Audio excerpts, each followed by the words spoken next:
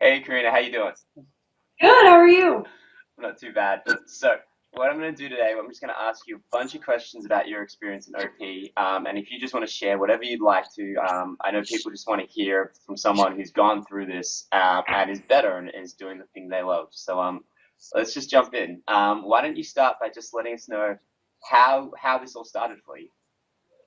So, I guess I should just start with I didn't start running until I was 27, and I started running for social reasons, but I soon fell in love with the sport. At that time, I had two kids, and I got pregnant with my third kid, like within a few months of starting to run, and I was on bed rest for that pregnancy, so I wasn't able to run. But my last two pregnancies, so I have five children now. My last two pregnancies, I ran through the whole pregnancy. And my fourth pregnancy, I went off without a hitch. I mean, I ran through the whole pregnancy, and then I ran a marathon 4 months after I gave birth, and no problems. I mean, I had hip issues and stuff, but nothing that stopped me from running. So after my fifth pregnancy, I felt like I wanted to do the same thing. For me, I felt like there was an increase in oxygenated blood when you're pregnant, and I wanted to take advantage of that. Like I really wanted to get back into training really hard so that I could take advantage of the extra oxygen, like Lance Armstrong kind of thing, but still legal because it was just coming off of pregnancy and like kill another marathon within 6 months of having my fifth baby. But I came back too soon, I'm sure of that. So, But just let people know, how soon did you come back? um, I ran I did my first run when my baby was a week old. And then when she was 2 weeks old, I did a 10-mile run. And it wasn't like the fastest run ever, but it wasn't slow. We'll just say that. And I felt good running. I mean, by the end, things were hurting, but I figured that was normal. I mean, I just had a baby. But from there, things just went south really fast. And um, by the time I was 6 weeks postpartum, I couldn't even really do anything without pain. And it was so devastating to me. I mean, running is my outlet. I have five kids and I don't drink. So I need something to take the edge off of life. And that's what running did for me. I mean, and not to mention it was something that I'm super passionate about and I didn't suck at it. So, um, Just to qualify, what's your fastest marathon time? I did a 256 marathon in 2013, and then just this last October, I did a 257 under much harder conditions. I want to add, but So you're fast. Okay, keep going. not bad. So I started go. I mean, I was like, I'm a freak. I've got to figure out what's going on. So I went to a sports medicine doctor, and they weren't sure what was going on. They sent me to get an MRI, and the results came back, and they said that I had osteitis pubis.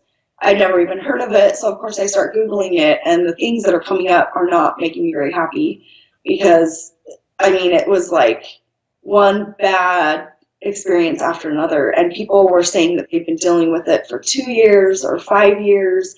They weren't able to run more than a mile or two without it starting to hurt, and I was just devastated.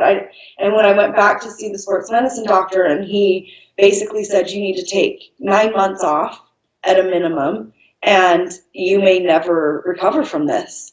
And that to me was, I mean, such a huge blow.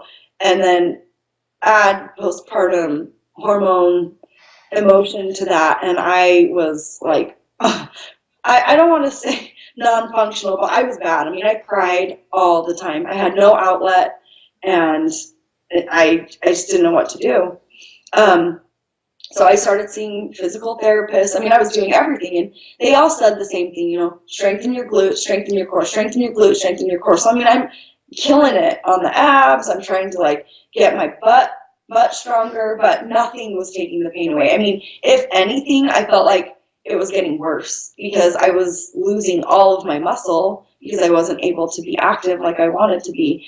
And going from someone who's used to running for an hour plus every day to not being able to do any physical activity without pain, yeah, it was terrible.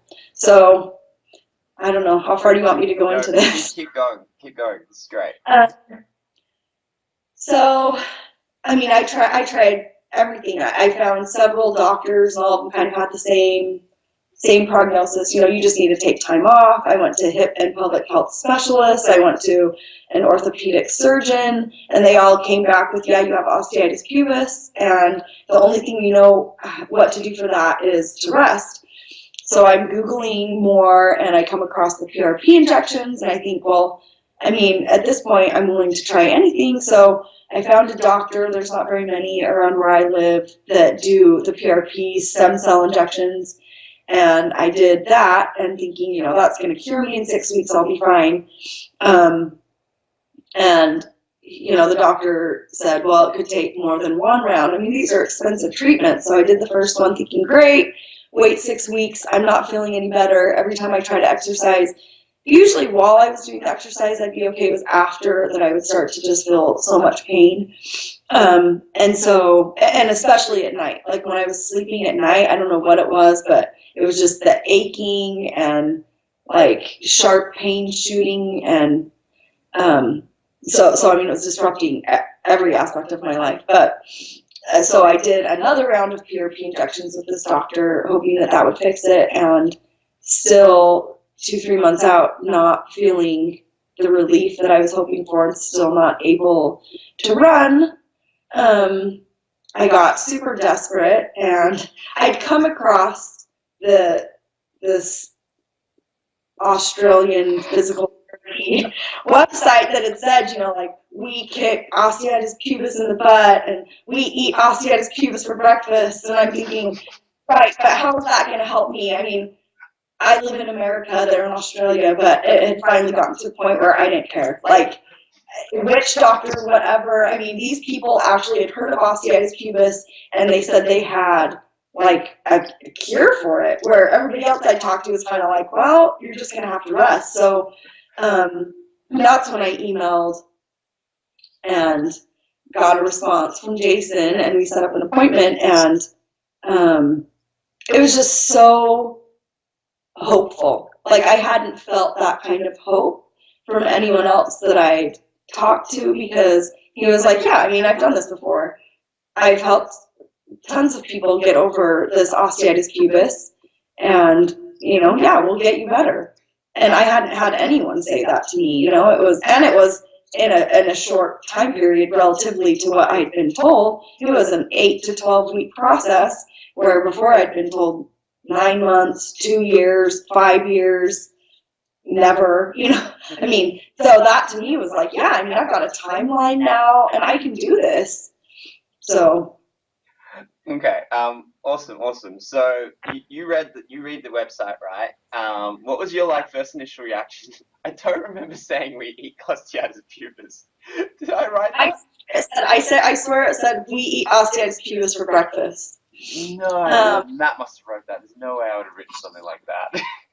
I mean, I don't know. I was like kind of skimming for information, like, about osteitis pubis. You know, I clicked on it and I'm reading, and it's all making sense. And, you know, there was like the self-test of what you can do to see if you have osteitis pubis. So I did those, but I mean, I was like, I kind of already know I have it. Like, I have like 3 MRIs and several X-rays to show it. But it just seemed like you knew what you were talking about, where nobody else had any cohesive information on osteitis pubis and the mechanics of why that part of my body had broken so badly. Okay, so you read this information, you email me, a bunch of time passes, then we email again, we organize an appointment. And then we we first meet up, we start talking, I'm explaining what's going on and stuff. What's your initial reaction to everything? What's your you just meet this complete stranger over the internet, and I'm me with my energy and whatnot. What's your reaction, kind of? I mean, at first I thought, you know, this guy could be totally full of crap. I mean, honestly, I was like, I don't know. I didn't have 100% yes, this is for sure going to fix me. But I think I was just desperate enough at that point that I was like, full of crap or not, I have nowhere else to go right now. I mean, I had exhausted every other possibility that I knew of. And so I was like, well, this guy might be like talking out his butt, but I'll give him a chance because, again, like I'm desperate. I don't know what else to do. And he seems to think he's got the magic pill, so. Okay, so we have a session. We go through a bunch of exercises and stuff, and I'm like, you need to lift weights up. And then I leave you to like go do that for the week kind of thing and to draw up some videos and stuff. Like what's going through your head as you're going through this? Like, I mean, the first week was like simple, right? I mean, we're like learning how to stand and learning how to do a body squat. And I'm like super frustrated because I feel like I'm an athlete. I know how to do this stuff, but I can't do it the way that you had told me I needed to do it. I mean, I was beyond frustrated. Like, I remember the first session we had, and you were like, when you do this body squat, you shouldn't see those tendons in your ankles switching on. I remember all day, like, every time I had a second to, like, try it, I would try to do a body squat without seeing a tendon switch on, and I couldn't do it. I mean, I was so frustrated. Like, why is this so hard for me? I mean, it's just bending over and standing back up. Like, why won't my body do it? It was beyond frustrating. I mean, honestly. So I think this taps into something like a message that I really wanted to come across today was that like you had one of the most difficult cases of OP. But more important than that, then like no matter how bad your OP was, you were always going to get better because you just had this obsession, right? Like the minute I showed you something you couldn't do, you were just like, nah, that's it. Like I will make that happen. I don't care what it takes kind of thing. So it didn't matter that you had like a really horrible case of OP. You could have had literally your pubic bones might have been separated. You would have found a way to reattach them. Because you're just like... I was in a pretty dark place. I mean, by the time I found you, I was in a very dark place.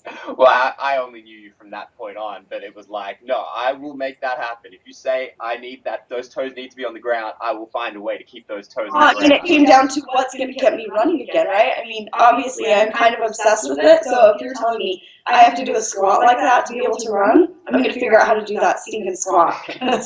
I want to run. This is the key. Like sometimes to just like to get better, it's like because sometimes it can be really difficult for people. They do an exercise like they're taking medicine, right? It's like I'm gonna take this pill, it's gonna make me better. But it's so much different. It's more like a tool. You can have a hammer and you can have a nail, but if you keep missing the nail, you're never gonna actually get the nail in, kind of thing. Something that you did so well was your body didn't want to agree with you. It didn't want to do things the way it needed to be done. And you just used your will to mold your body into the shape it had to be, and just never like it was never like, oh well, that's good enough, like oh that's close enough, like okay, it's like no, that's not how it looks like in the video. I want it to look like that in the video. Sometimes to the point where I was like, I don't know, Carina, that's close enough. You can't look like I look like in the video. We have different bodies, kind of thing. But yeah, I thought that like I really wanted that to come across in this as well because you had probably close to the most difficult case of OP, and it didn't stop you. And I've seen other people really struggle to get better who've had much easier cases because they didn't have that kind of thing. It's such an important skill that you had that, yeah, you just never let that kind of go. All right, so we're going through it, right? And we had quite a ride. So talk to me about when things were bad, like in the process. So I am an anxious person, and I handle pain well if I choose to be in pain. So, I mean, for instance, marathoning, I can do it because I'm making that choice to put my body into that pain. Exercise, I can do that. Wait, when you say you have 5 children? Yes. Yes, and I did choose that pain, although I'm kind of wondering what that sanity was. But, and I'm not talking about just birthing them, just the pain of having to raise them. I'm just kidding. No, I love my kids. But pain that I don't choose makes me anxious because and when I first started working with you, and I think you could probably back this up, I felt like a victim of the pain. Like this pain is happening to me and I can't stop it. And so it's freaking me out because I have no control. And so, when I would be, and I'm doing these exercises and I'm thinking it's going to be like I start here and I'm in this much pain and it's just going to get better, right? Like I'm not going to have it's just going to progressively get better. So when I'm here and then I get to here, and then I'm back down to here. Like, my brain would just freak out. Like, I mean, because I'd be emailing you, like, I don't even know what I did today. I've been doing the exercises, like you said, and now my pubic bone hurts again. I'm never going to run again. I mean, always worst case scenario. And it was scary. I mean, it was hard to think, and what if I'm doing all of this hard work, and it's all for nothing? Like, it's really not doing anything, and I'm going to have this for the rest of my life, and this is my last ditch effort. I mean, if this doesn't work, I don't know what I'm going to do.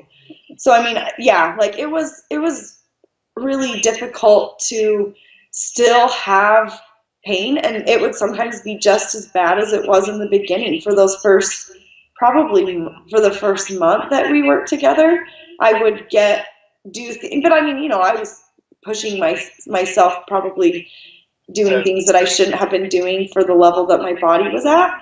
So to put things in reference, me and Carina had a conversation whereby Carina was like, "Can I keep running?" And I kind of was like, I was like, "Okay, you can keep running, but there's a good chance that it will continue to cause pain for you, and it's not generally recommended, but it's not going to stop you from getting better." And I kind of just put it out there. I was like, for Carina, like, if you need to do this for your mental sanity is more important than your OP. So you run if you need to run, but it's gonna push your body, and it's gonna be hard, and it's gonna be in pain, and you've got to be okay with that pain. It's one thing to hear that intellectually, though. It's another thing to live it. Well, and I'm always well, it might put me in pain, but it won't, because I'm so good at this. It's not going to hurt. But then it would. I mean, it would be, I think, also the learning curve of the exercises, because clearly I wasn't doing them 100% correct in the beginning. And so it would be like I would run, and then I would actually do my exercises before I'd run. But I think, the percentage of error that I had in the exercises was already straining the OP to a degree, and then to run after that kind of just pushed it over the edge. So, yes, I mean, I did put myself into pain.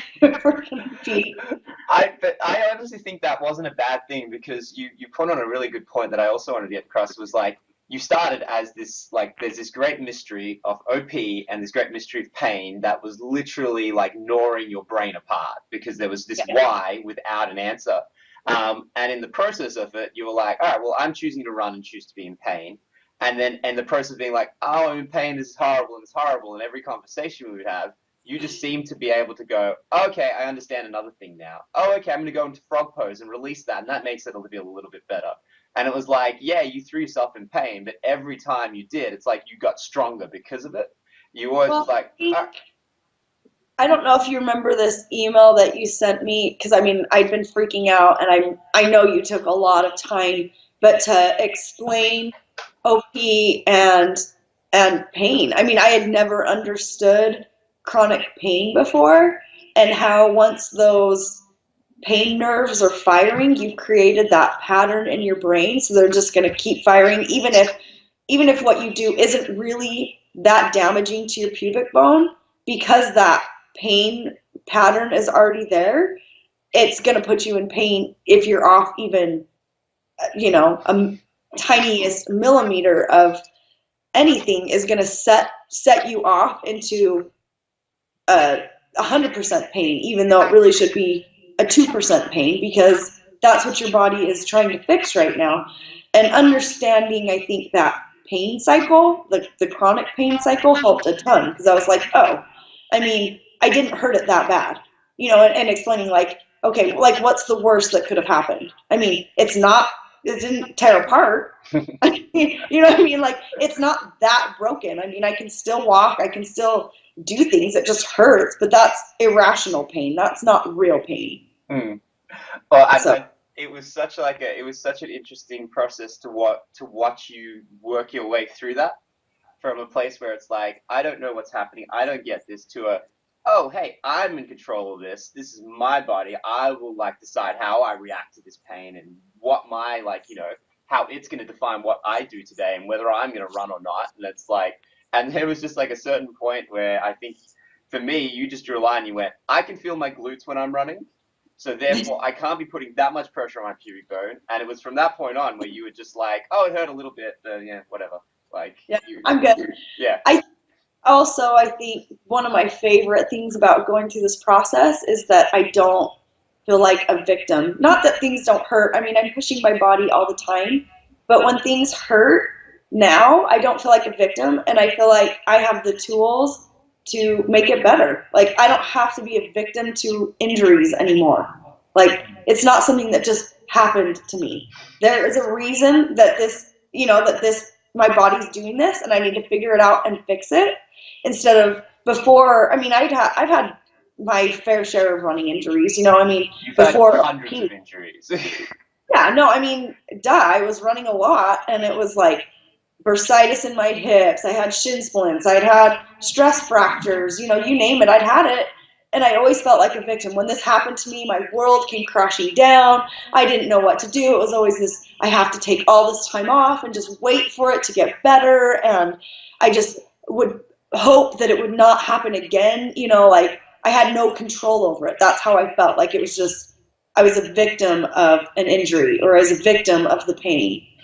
And I feel like feeling like I have power and control over that is one of my favorite things I think about this process.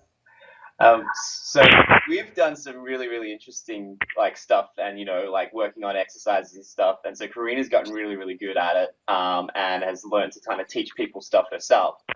So following on from that thought you're just having there about having control, and then your experience of trying to give people that control and then not.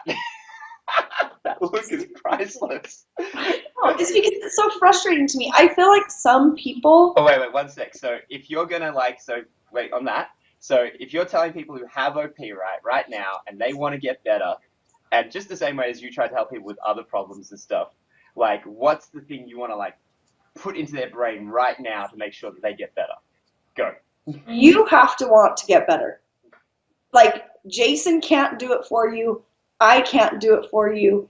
Jason has the tools. I have some of the tools. You have tools. Go on.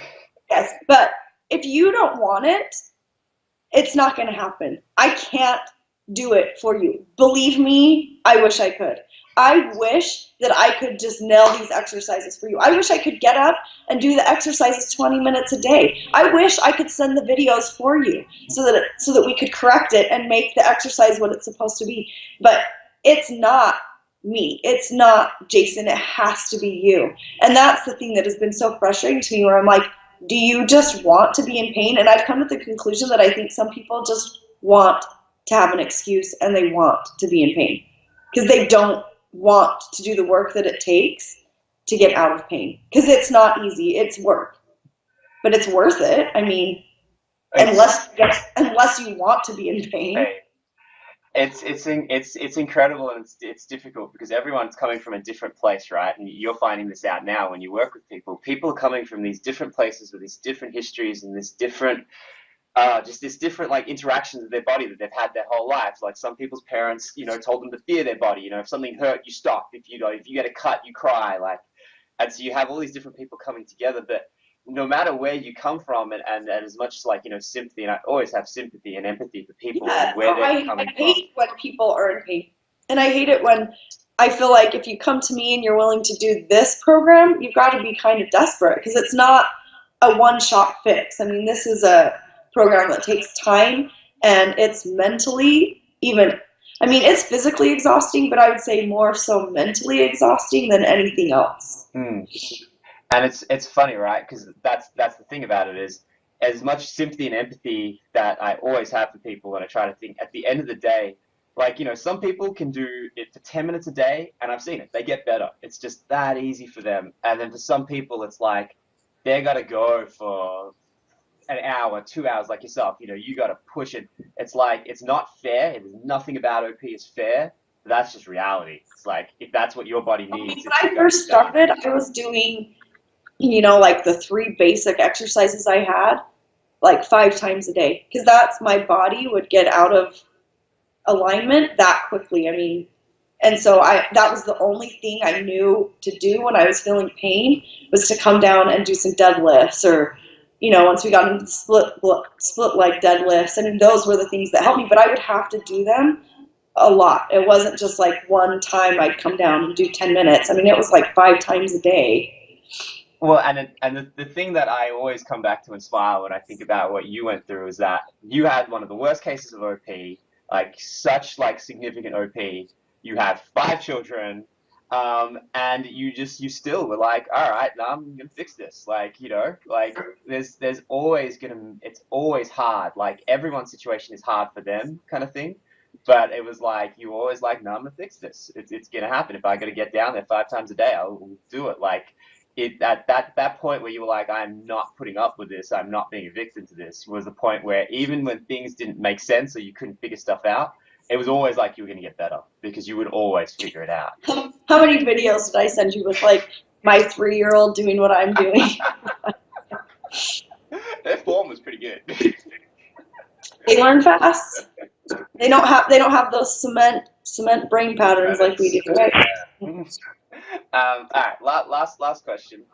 So if anyone's thinking about doing this, what would be like your quick one-liner message to them? If they've got OP, they're thinking about doing this, and not sure, what would be your like one-liner quick thing to them?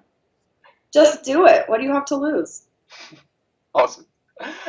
Thank you so much for doing this, and I really hope people take this away.